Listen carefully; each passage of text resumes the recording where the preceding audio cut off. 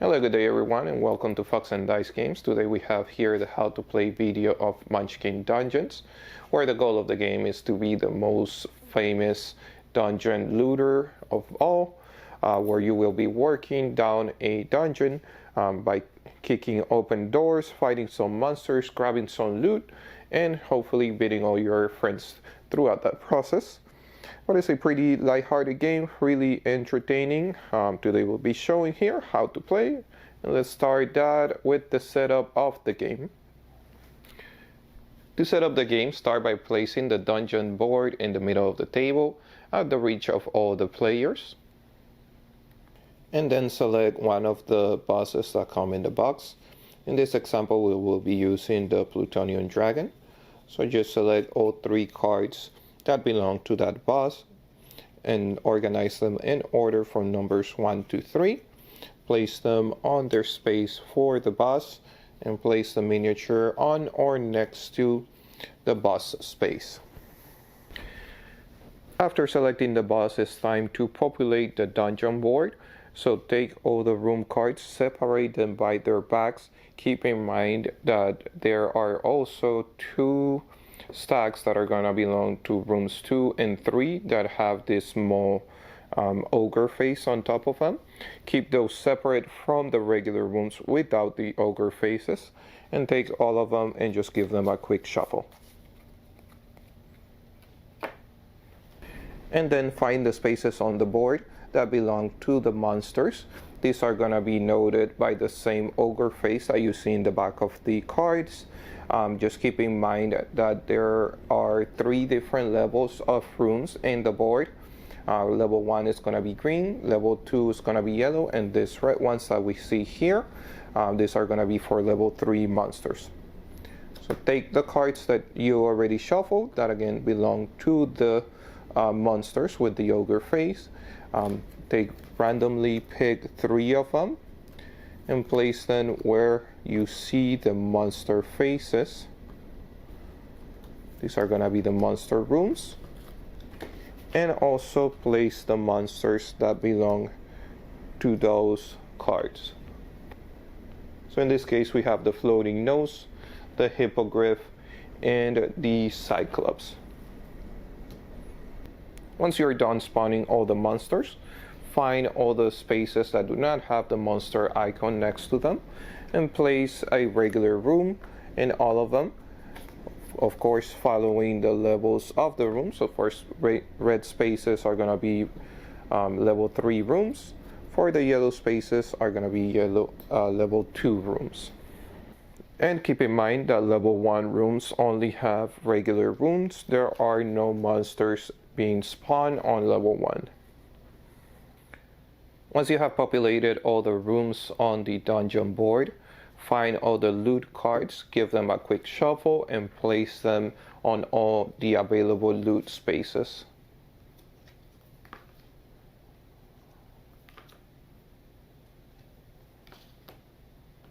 Then find the 2 Super Munchkin boards, which are going to be denoted by the silver bags, and the 2 Super Munchkin miniatures, and place them near the board. These are not starting players or starting characters, but they might show up throughout the game as well. Also find and place near the board the potion, shame, wound, coins, and thread tokens at the reach for all the players. And then have all players select a color and give them the miniature base and the level up and fame tracker. And then all the players place their fame token on the 0 spot on the fame tracker. And once you're done setting up the board, it should look something like this. Okay, then each player selects a hero of their choice and also give them 1 potion token and 1 coin. Then each player collects the corresponding miniature to the hero they chose, place them on the color ring, and place them at the start or entrance of the dungeon board. Each player would then pick an area where they will place their hero dashboard and takes their level up token and place it on the level 1 of their level tracker. Find the threat deck, which are going to be the cards with the skull in their back. Shuffle it and give each hero 4 threat cards. Just to note, this step is not noted on the rules book, but it was fixed on the FAQ that CMON published on their website, and I have the links to that FAQ on the description below. And with all of this, you have successfully set up the game. Now, like I have said before, the goal of the game is to be the most famous Munchkin, and you will achieve this by either reaching the 20 fame points on the fame tracker or defeating the level 3 card of the boss that you have selected, in this case the Plutonian Dragon. And when any of these 2 requirements are met, the game would immediately end. You would add up your points, and the Munchkin with the most fame tokens will be the winner of the game. Now we move up on how you would achieve these and what you're going to be doing throughout your turns, basically. Just a quick note, if you see in the back of your rules book, you're going to have a turn order. So on your turn, you're just basically going to follow up as the rulebook tells you. So first you would kick open the door, then get in trouble, resolve the room, and loot the rest. And we're going to look at each one of this. Randomly select a starting player, which would be the starting player to start the dungeon. And then after that, just move clockwise around the table, following the turns. And the first thing, like I mentioned, that you would be doing on your turn is kick open a door. So in this step, you are obligated to move down the dungeon, and keep in mind you can only move down the dungeon. You cannot backtrack and go back up, and you cannot move back and forth through the dungeon. There is only one exception to this rule, and that is if you are ever in the same room with the floating nose, which this is the miniature for the floating nose, then you're not allowed to move until you defeat that monster. So again, on this phase, you're obligated to move through the dungeon at least 1 room, or until you reach a monster or another player, but you can move as many spaces as you would like. Now, as you move through those rooms, keep in mind that you will be adding threat tokens to the threat pool for each room that you moved into or out of. So in this example, the cleric player has moved through 3 rooms, and each of those rooms, if you see in the bottom right corner of each of the room cards, it will have an amount of threat tokens that you are to add to the threat pool. So again, on this example, the cleric player would add up 6 threat tokens to the threat pool. And these are to be used by the other players to play threat cards during that player's turn on the following phases. Okay, now we would move down to the following phase of your turn, which is to get in trouble. In this phase, you're really not going to be doing anything. This phase would be for the other players. So now they can use their threat cards to play either monster cards or events that would take effect during the active player's turn and would add up either more monsters or some type of event to the following fight that's about to happen. So going clockwise, the players would play their threat cards until they're satisfied with the cards that they have played, or until they have run out of threat tokens from the threat pool. Keep in mind that when there is no more threat tokens, they are still able to play free cards like this one. In this card, they will be able to add 2 more threat tokens to the threat pool and keep on playing until there's no more threat tokens or until they're satisfied. Also remember that all players only start with 4 threat cards, and they can only place these 4 threat cards until the end of their turn, which is when they will be getting new threat cards. Okay, now we move up to the following phase of your turn, which will be to resolve the room. So in this example, the cleric player has moved down 2 spaces and landed on the space with the insurance salesman, and then the opponent players have played the following cards. So they have played 2 monster cards and 2 event cards. So the monsters would be added to the insurance salesman, and the event would take effect while the fight takes place. So again, on this example, going clockwise, the following player will be doing the rolling of the dice for the monster. So in this example, he would be rolling 2 dice for the insurance salesman, 3 dice for the 2,783 orcs, and 1 dice for the Bigfoot monster, in a total of 6 dice. They all get combined and be rolled on one time. Keep in mind that all the other effects from monsters and event cards still take place. So the darker ritual only adds 2 tokens to the thread pool, so it's really not gonna apply to the fight here, so we can go ahead and remove that card. But we can see here on Dogpile, it would automatically add 1 attack, 1 damage to the monster's dice pool. And then there's some other effects from the other cards. So you would add everything together, roll the dice, and see what. At the same time, the active player would add up their dice. If they did have any weapons or armor, they would add up that as well. But again, in this case, since it's just the first turn, and the warrior, it's only at level 1, she would get 3 dice and 1 reroll. This symbol here represents a reroll, which is basically if you're not satisfied with one of the results from one of your dice, you can take it again and roll it one more time. So again, you will collect 3 dice, damage is done. So for this example, let's say that this were the result of the dice. Again, the red dice will belong to the monster player, the brown dice would be for the active player. So here the active player would need 7 damage to be able to kill all the monsters in the room. When fighting monsters in a room, the active player would choose who they decide to attack and who he decides to kill, and so on. So again, if this were the result of the dice, the active player still has 1 reroll just for the hero dashboard. So let's say they decided to reroll the blank and they did get a double sword, which is 2 damage.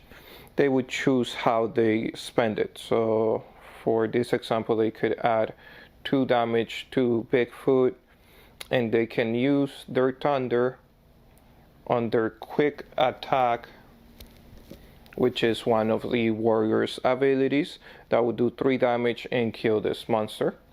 Then he could still choose to use the double attack, double dice, to kill the 2,783 orcs.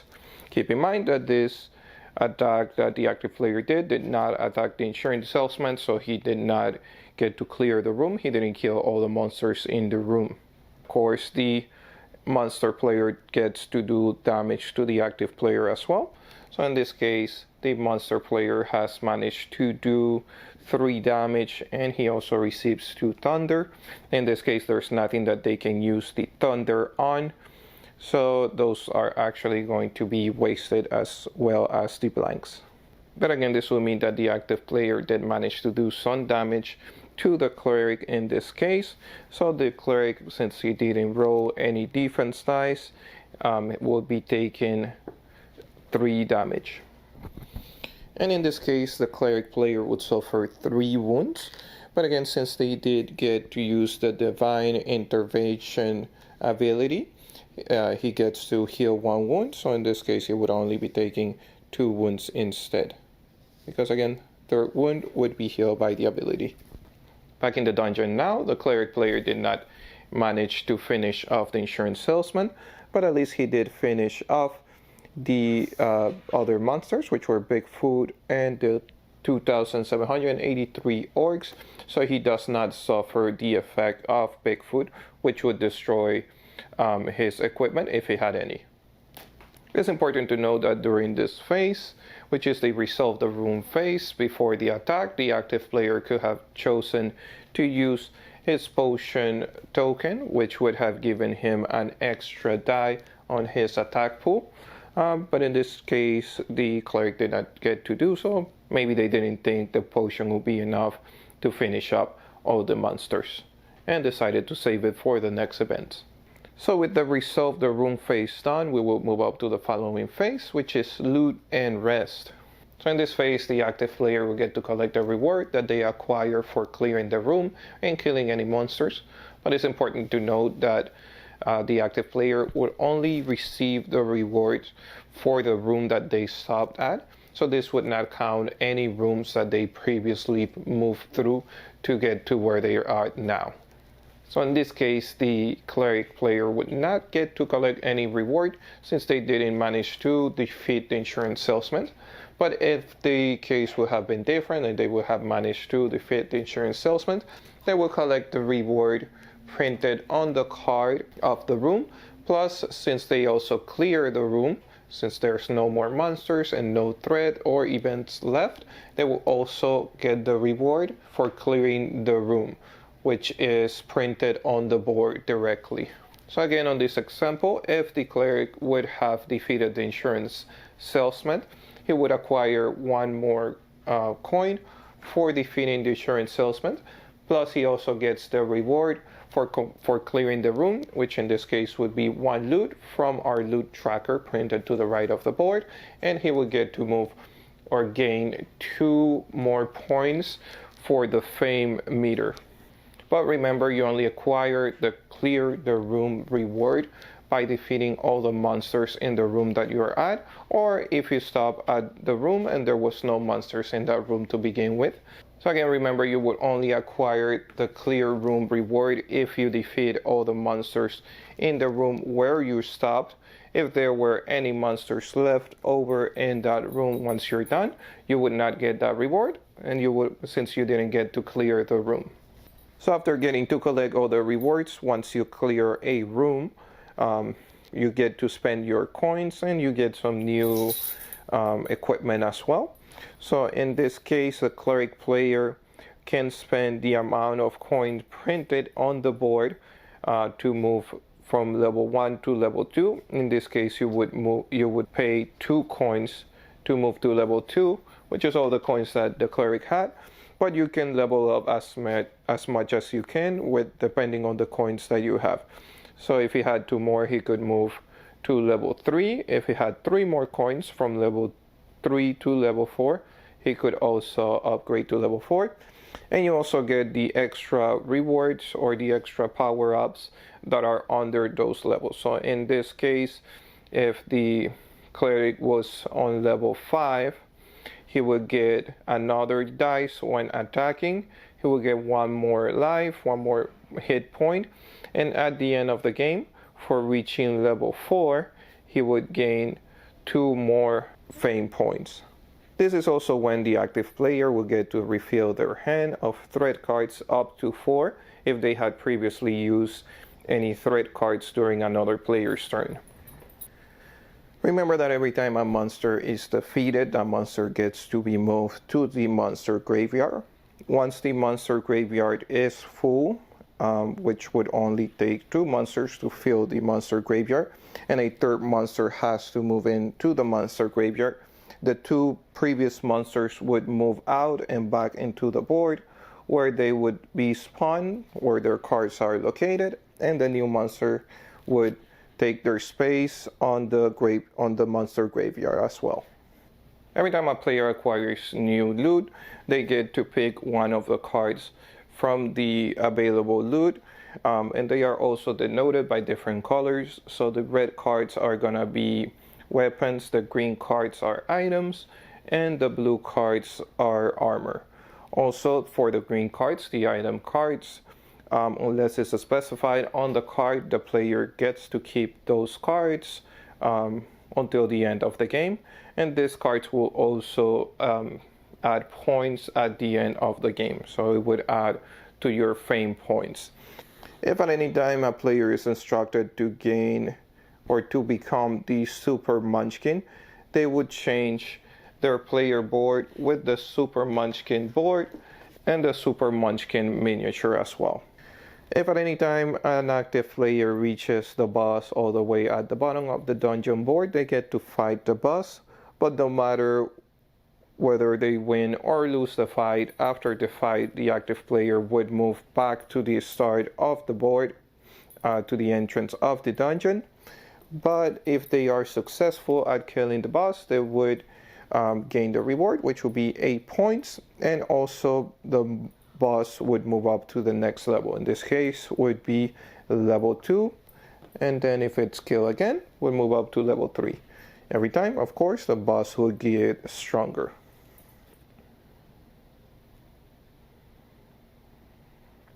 Throughout the games, monsters will be moved from their spawning room to other rooms. In this case, if an active player manages to defeat that monster, they will still gain the reward for killing the monster. So in this case, the warrior will still acquire the 4 coins for defeating the nose, although they would not acquire the bonus for the room. So players will continue the game like this, again following through the different turns, starting by kicking open the doors, getting in trouble, resolving the room, and acquiring loot and resting until one of the players has reached either the 20 points of fame in the fame-o-meter, or the level 3 boss has been defeated, at which point the game would end and we would accumulate the points, and the player with the most points would win. If a player ever receives as many wounds as they can have during a fight with a monster, that player is instantly defeated. It moves to the start of the dungeon, back to the entrance, and they receive 1 shame token. Once the end of the game has been reached, players would add up their points, and the player with the most points would win the game. To add the points, count the points on the Fame-O tracker on the side of the board, then add up all the points for your equipment and subtract 1 point for every shame token that you receive. So in this case, for the shame tokens and the equipment that the cleric player has acquired, he would receive 4 points. And that is also how you get to play Munchkin Dungeon. That has been all the rules here for today of this game. Thank you very much, guys, for watching this video. If you have any questions about the rules, go ahead and leave it in the comments down below, and make sure that you hit subscribe and like this video as well, and go ahead and check out our other videos. I do have some other unboxings and how to play videos coming soon here. But again, thank you very much, and I hope you have a great day.